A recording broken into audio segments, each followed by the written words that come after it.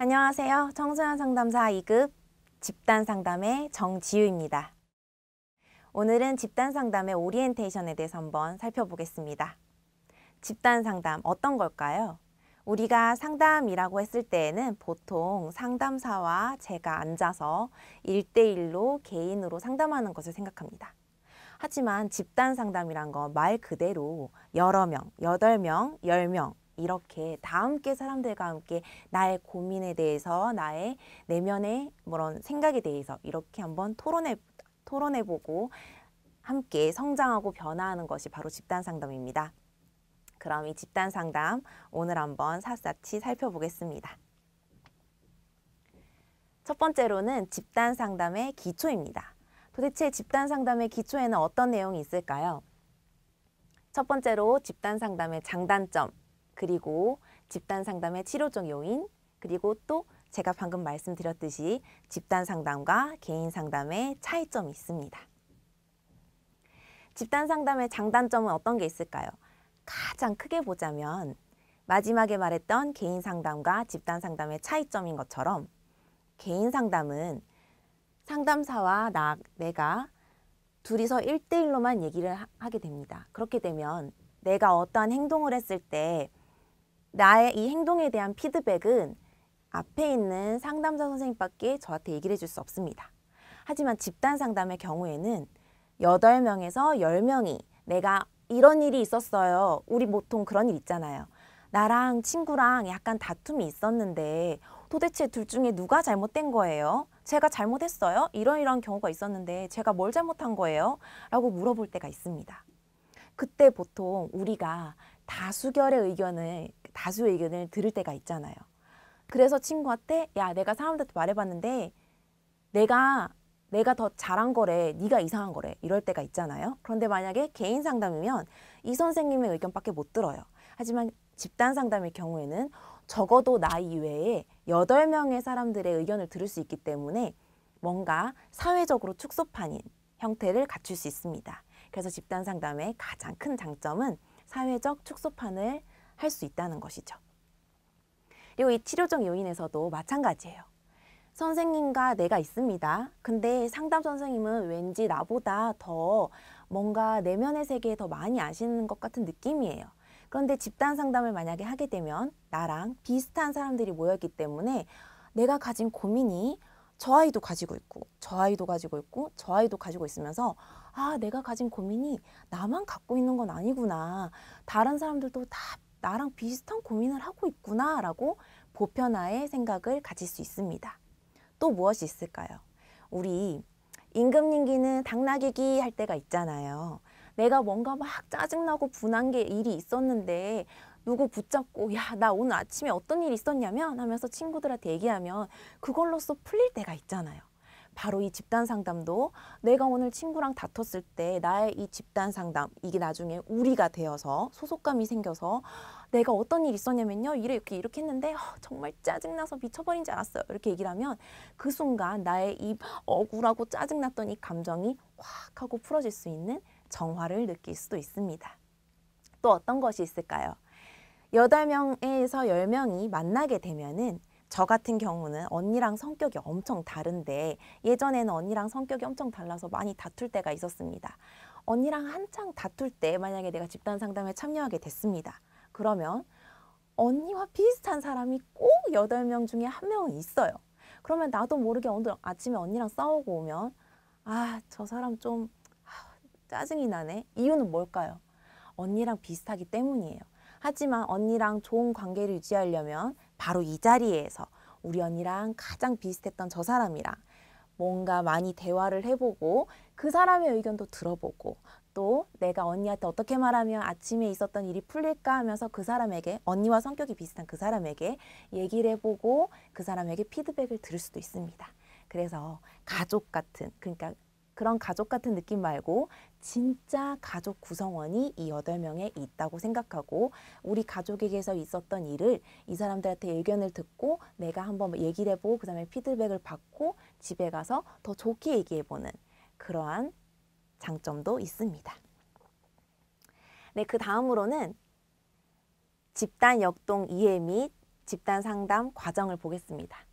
저는 사실 집단 상담에서는 이 집단 상담 발달 과정이 꽃이라고 생각합니다. 제가 한번 여기서 비슷하게 집단 상담을 한번 딱 시작해 보겠습니다. 처음에 집단 상담에 도착을 합니다. 8명에서 10명이 앉아 있어요. 나 이외에 7명에서 9명이 앉아 있는 겁니다. 다들 처음 봤어요. 전 이 사람들 다 처음 봅니다. 그럼 어떻게 되나요? 처음 본 사람을 친구이면 차라리 누구야 하고 쳐다볼 수 있지만 처음 본 사람은 많이 쳐다보기 힘들잖아요. 그런데 또 궁금은 해요. 나 이제 이 사람들이랑 한 3달 정도 같이 할 건데, 함께 생활을 하고 얘기를 할 건데, 나의 내면을 털어놓을 건데 이 사람들이 누굴지 좀 궁금해요. 그러면 이렇게 삥 둘러 원으로 앉게 되면 저는 처음에 딱 도착해서 옆에 사람 보고 싶어요. 그럼 옆에 사람 어떻게 볼까요? 이렇게 보나요? 아니죠. 이렇게 봅니다. 또 이 사람도 보고 싶어요. 그럼 어떻게 보나요? 곁눈질로 봅니다. 저 사람 보고 싶은데 어떻게 빤히 볼 수 있나요? 안 되죠. 시계가 저 밑에 있어요. 시계를 보는 척 하면서 봅니다. 또 저 사람도 보고 싶어요. 문에 있어요. 문을 보는 척 하면서 봅니다. 처음엔 다들 안 친해요. 모르는 사람이 모였는걸요. 그럼 이때에는 다들 서로를 신뢰할 수 없고 내가 지금 무엇을 해야 될지도 모르겠고 집단 상담 처음 와가지고 뭐 말해야 될지도 모르는 이 상황이 와요. 이게 거의 첫 번째 단계죠. 두 번째 단계는 어떻게 되나요? 그래도 집단 상담 선생님이 자기의 역할을 말해주고 이렇게 하면 됩니다. 저렇게 하면 됩니다. 지각은 하지 마세요. 안 나오는 것은 안 됩니다. 이러면서 얘기를 해주고 자기 개방을 해보세요. 먼저 시작해보세요 하면서 이렇게 이끌어 갑니다. 그럼 이제 쭈뼛쭈뼛 하다가 뭐 어쩔 수 없이 선생님이 제가 먼저 얘기하고 이쪽으로부터 돌아가겠습니다 하면 이렇게 순서대로 돌아가잖아요. 그러면서 저는 사실 공부가 너무 힘들어서 왔어요. 이러면서 성적이 안 나왔었어요. 이렇게 얘기하고 또 다른 친구는 저는 요즘에 친구랑 다퉈서 왔어요. 이러면서 얘기를 하게 됩니다. 그럼 서로 시간을 가지면서 자꾸 얘기를 하면서 약간의 신뢰가 쌓이고 내가 말한 걸 친구들도 말하게 되고 또 그 사람의 내면적인 고민을 얘기하고 나도 고민을 하면서 뭔가 신뢰 수준이 약간 쌓이게 되면서 서로에 대해서 알아가는 과정을 거치게 됩니다. 그 다음번에 세 번째 단계는 어떻게 될까요? 우리가 사람인 이상 단체로 시간이 흘러서 자기의 내면 얘기를 꺼내다 보면은 어느 순간 진짜 우리가 되어 있습니다. 왠지 우리가 우리의 문제를 해결할 수 있는 어벤져스 팀이 되어가지고 너는 뭘 맡아, 나는 뭘 맡아 하면서 뭔가 지구를 지키듯이 나의 내면을 지키기 위해서 다 함께 소속감을 가지고 응집이 이렇게 움츠는 거잖아요. 그런 것처럼 우리라는 소속감이 생기게 됩니다. 이때는 서로 야, 너 그 행동은 이렇게 한 게 더 좋을 것 같아. 야, 너는 이렇게 사람이 이렇게 얘기했을 때 이렇게 이렇게 들을 수도 있어. 이렇게 오해할 수도 있어. 조심해야 돼. 하면서 서로에게 더 성장하고 변할 수 있도록 피드백을 줄 수 있습니다. 그리고 마지막 단계는 어떨까요? 마지막 단계는 이 집단 상담이 10회기면 뭐 4주간 하면 3달째에 끝나잖아요. 그러면 만약 끝날 때 되면 상담가 선생님이 이제 끝날 때가 됐습니다. 다음 주가 마지막 주예요. 이렇게 얘기하면 우리 어떡하나요? 이제 다 친해졌잖아요. 그러면 싫어요. 우리 헤어지기 싫어요. 우리 이제 엄청 친하단 말이에요. 그러고 핸드폰 번호 서로 물어보고 우리 여기서 만나지 말고 딴 데서도 만나자. 이게 끝나도 우리 사이 끝난 거 아니잖아. 이러면서 다 함께 친해지고 또 이렇게 되면 헤어져야 된다는 이별과 아쉬움의 감정이 갖게 됩니다. 그리고 또 어떤 친구는 여러 명이서 얘기를 하다 보니까 자기의 아직 못다한 고민을 얘기할 수도 있고 또 그래서 상담가 선생님은 추후 일정을 잡고 그럼 이 집단 상담 다음번에 집단 상담을 또 열게 되면 다 함께 또 한번 성장하고 변화한 모습으로 다시 만나요 라고 추수 일정을 잡기도 합니다. 그래서 집단 상담이라 함은 집단 상담 발달 과정이 저는 꽃이라고 생각합니다. 그리고 다음으로 세 번째로는 집단 상담의 제2론이 있습니다. 이 제2론은 청소년 상담 이론과 실제의 우리 심리학의 이론과 학자들의 그 내용들이 여기 하나씩 들어가면서 집단 상담과 융합이 되게 되는 겁니다. 그러면 크게 한번 예를 들어 볼까요? 우리가 8명에서 10명이 만났습니다. 뭔가 어릴 때 마음에 불편한 구석이 있었어요. 그렇게 되면 이 집단 상담은 어릴 때 내가 받았던 상처를 치유하기 위한 정신분석 집단 상담이 될 수 있습니다. 그러면 자, 어릴 때 힘들었어요. 지금은 또 괜찮아요. 근데 그 어릴 때 힘들었던 게 가슴에 남아 있는 거예요. 우리가 가끔 TV를 보면 연예인들이 그런 얘기를 하잖아요. 어릴 때 이제 성공했어요. 연예인으로 성공했는데 얘기를 해요. 어릴 때 저희 집이 너무 힘들어서 아버님 사업이 안 좋게 돼가지고 떠돌이 생활을 했었습니다. 그때 너무 힘들었어요. 남아 있는 거예요. 그래서 그 남아 있는 거는 정신분석 집단 상담에서 다 함께 그 어릴 때의 초기에 힘들었던 과정들을 얘기하는 게 있습니다. 그럼 완전 반대로 띄워볼게요. 해결 중심 집단 상담은 어릴 때 힘들었던 건 어릴 때 힘들었던 거예요. 지금 나는 이미 성장을 다 했고 이제 나의 지금 문제를 해결하기 위한 거예요. 근데 이 해결 중심은 또 특징이 문제 중심적으로 보지 않아요. 그냥 내가 지금 여기서 좀 더 나아지기 위해서 어떠한 방법을 쓰면 오늘보다 내일이 훨씬 더 성장하고 변화한 모습으로 살 수 있을까? 아예 과거는 생각하지 않는 것이 해결 중심이에요. 완전 반대죠. 그렇게 되면 이 집단 상담은 완전 반대의 내용으로 가게 돼요. 자, 또 한 번 반대를 볼게요. 행동주의랑 인간 중심을 보겠습니다. 행동주의는 마치 이런 거예요. 강아지로 예를 들자면 제가 강아지 한 마리를 봤었는데 계속 짖는 거예요. 멍멍멍멍 아파트에서 계속 짖으니까 얘가 동물병원에 갔더니 목에 뭔가를 설치하고 왔어요. 그렇게 되면 멍 하고 짖을 때 여기에 충격이 와서 아프대요. 근데 뭐 엄청 고통스러운 아픔은 아니겠죠? 하지만 우리가 아니라 강아지가 만약에 멍 하고 짖었는데 너무 아프면 그 강아지는 짖는 걸 안 하게 돼요. 행동주의는 내가 무엇을 하기 싫어요. 예를 들어서 저는 늦잠 자는 걸 하기 싫어요. 저는 학교에 지각하고 결석하는 게 하기 싫어요. 이랬을 때는 행동주의 같은 경우에는 그 내담자와 계획서를 쓰고 어떻게 할 것인지, 지각을 어떻게 하면 안 할 것인지, 지각을 안 하게 되면 상을 주고 지각을 하게 되면 벌을 주고, 그렇게 해서 사람을 강화와 그런 처벌로 집단 상담을 이루어가게 되는 거예요. 반대로 인간 중심이 있죠. 인간 중심에는 이 아이가 어떠한 말을 하더라도 나는 무조건적으로 수용할 수 있어야 돼요. 그리고 이 아이의 고통에 대해서 공감적으로 이해를 할 수 있어야 돼요. 그리고 진솔성을 가지고 이 아이와 정말 인간 중심적으로 집단 상담을 할 수 있는 게, 물론 집단 상담이니까 이 아이가 아니라 이 학생들과 함께 집단 상담을 할 수 있는 게 인간 중심이에요. 그래서 역시 집단 상담에서 행동주의와 인간 중심은 완전히 반대로 흘러가게 됩니다. 그리고 합리적 정서행동이랑 인지치료 같은 경우에는 머릿속에서 내가 생각하는 거에 대해서 고쳐보는 거예요. 그래서 비합리적 신념이라든지 자동적 사고를 뭔가 종이에 적어가면서 고쳐가는 것이 바로 합리정서행동과 인지치료 집단상담의 특징입니다. 그래서 제 이론에 따라서 집단상담이 너무나 다르게 펼쳐진다는 것, 그것이 바로 특징입니다.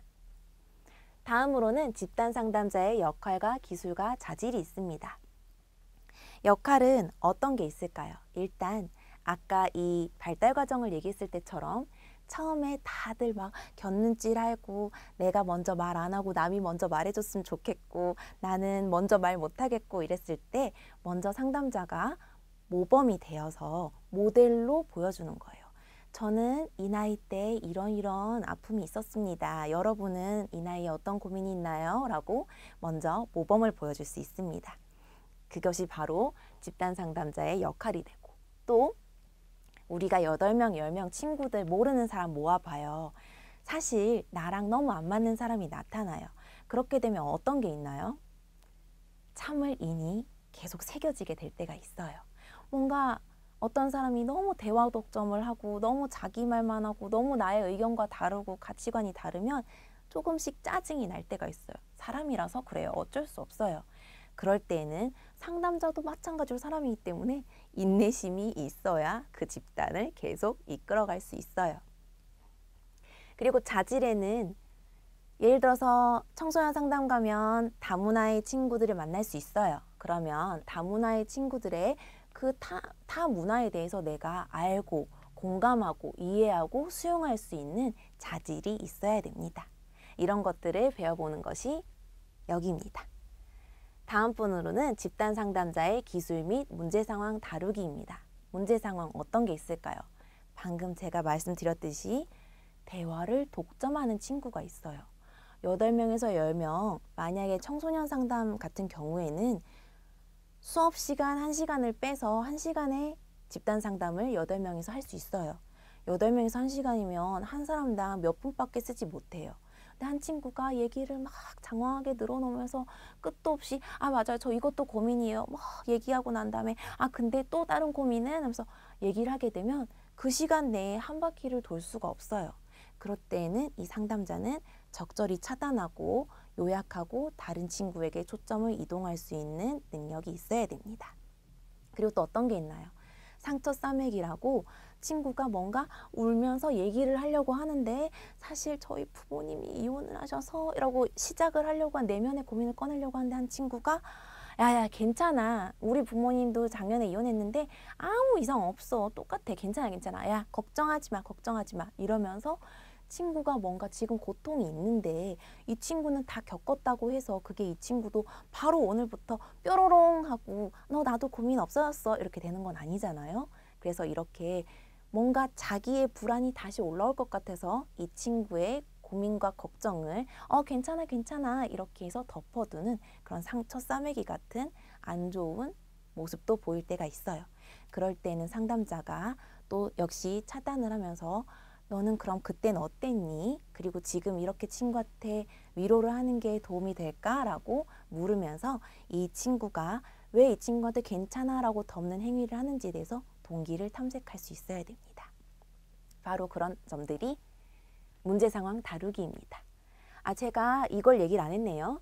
옆에 있는 숫자는 2014년도부터 16년도까지의 기출에서 평균적으로 나온 개수입니다. 그래서 여기에선 치료적 요인, 장단점, 그리고 개인 상담과의 비교가 있어서 거기서 한 문제씩 나오게 되면은 4문제 정도가 평균적으로 출제됩니다. 그리고 여기에서는 발달 과정은 4단계라든지 학자에 따라 4단계라든지 5단계가 있는데 거기에서 3개씩, 4개씩 단계에 대해서 이 단계의 특징은 그리고 이러이러한 모습을 보이는 단계는 어디인가요? 라고 묻는 문제가 3, 4문제씩 출제되게 됩니다. 그리고 여기에서는 많잖아요. 그래서 이 집단 상담 같은 경우에는 정말 컨셉을 잡고 할 수 있기 때문에 우리는 정신분석 집단 상담입니다. 우리는 해결 중심 집단 상담입니다. 우리는 행동주의 집단 상담입니다. 이렇게 컨셉을 잡고 할 수 있기 때문에 여기에서는 이 이론들 중에서 한 번씩 고루고루 나오게 됩니다. 그리고 역할과 기술과 자질에서는 정말 상담가가 8명이나 10명을 담당해야 되는데 얼마나 역할과 기술과 자질이 있어야 되겠어요. 그래서 청소년 상담사가 되길 원하니 그러면 너도 역할과 자질에 대해서는 알고 있어야 되지 않겠니? 라고 묻는 것이 3문제 정도 나옵니다. 그리고 문제 상황은 5문제가 평균적으로 나오는데요. 왜냐하면 한번 모르는 사람들끼리 8명, 10명 만나보셨나요? 거기에 분명히 특이한 사람이 몇 명 있어요. 모두가 다 얌전하게 집단 상담을 조용히 원래대로 받고 가지 않아요. 8명, 10명 중에는 분명히 튀는 사람이 2~3명은 나타나요. 그래서 이러한 여러 가지 한 집단에서 2~3명만 나타나도 5번만 해도 몇 명이 나타나는 건가요? 그래서 문제 상황에 대해서 다룰 줄 알아야 되기 때문에 이 문제가 5문제 정도 출제가 됩니다. 그리고 6번째로는 청소년 집단 상담의 계획 및 평가가 있는데 계획 및 평가에는 일단 계획은 어떻게 하는 건가요? 집단 상담을 할 거예요. 그런데 아까 여기서 예를 들었듯이 이런 거예요. 학생들에게 쭉 설문지를 돌려서 물어봤어요. 어떠한 것이 지금 가장 내면의 고민입니까? 라고 물어봤습니다. 근데 우리가 생각하기에 보통 성적 고민도 있을 수 있고 친구와의 문제도 있을 수 있고 이성 문제도 있고 가족적인 문제도 있습니다. 그래서 이때에는 이번에 집단 상담을 만약에 1회기를 처음 시작할 때에는 어떠한 컨셉으로 갈 것인가에 대해서 한번 설문조사를 해야 됩니다. 이게 바로 뭔가요? 요구조사예요.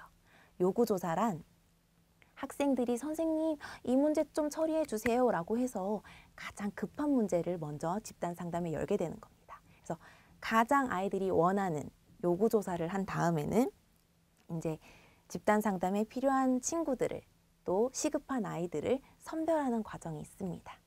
선별하는 과정 뒤에는 이제 아이들을 모아놓고 집단 상담을 시작하면서 규범과 규칙, 해야 될 것과 해서는 안 될 것을 얘기를 해주고 먼저 상담자가 모델이 되어 모범을 보이게 됩니다.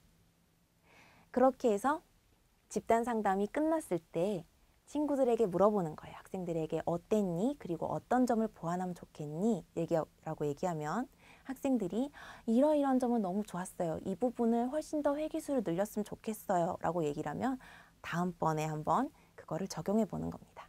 그리고 또 어떤 친구는 이러한 점이 좀 부족했어요. 만약에 진로 의사결정 집단 상담이면은 선생님 이럴 때에는 이렇게 조사를 하고 진짜 현장에 한번 가보는 그러한 회기도 넣었으면 좋겠어요 라고 얘기하면 그것을 다음번에 더 좋은 프로그램을 만들기 위해 수정하고 보완하는데 참고하게 되는 겁니다. 그 문제가 2문제에서 3문제 정도 나오게 됩니다. 그리고 마지막으로 청소년 집단 상담의 특징이 있습니다. 자, 우리가 청소년 상담사를 준비하잖아요. 청소년이란 누구인가요? 아직 어른이 되기 전의 친구들이에요.